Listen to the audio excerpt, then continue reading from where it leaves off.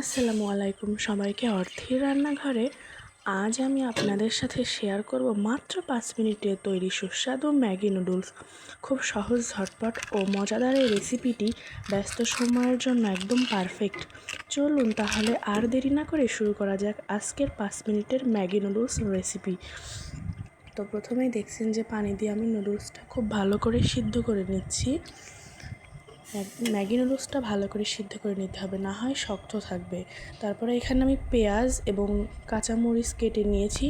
তারপরে কড়াইতে সামান্য পরিমাণ তেল দিয়ে এই পেঁয়াজ এবং ঝালটা খুব সুন্দর করে ভেজে নিব উল্টিয়ে পাল্টিয়ে।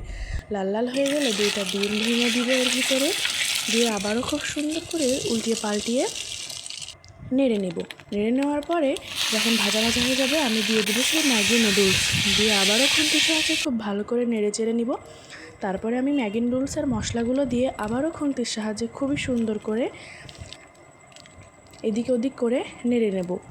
এই ম্যাগি নুডলসের মশলাটা দেওয়ার কারণে এই ম্যাগি নুডলসের স্বাদটা দ্বিগুণ হয়ে যায়। এক কথায় বলতে পারেন যে ম্যাগি নুডলসের সিক্রেট হচ্ছে এই ম্যাগি নুডলসের মশলা। তো সামান্য পরিমাণ লবণ দিয়ে নিয়েছি, নিয়ে খুব সুন্দর করে রান্না হয়ে গেল আমার ম্যাগি নুডলস। তো ভিডিওটি কেমন লেগেছে অবশ্যই কমেন্টে জানাবেন এবং শেয়ার করবেন, ফলো করবেন।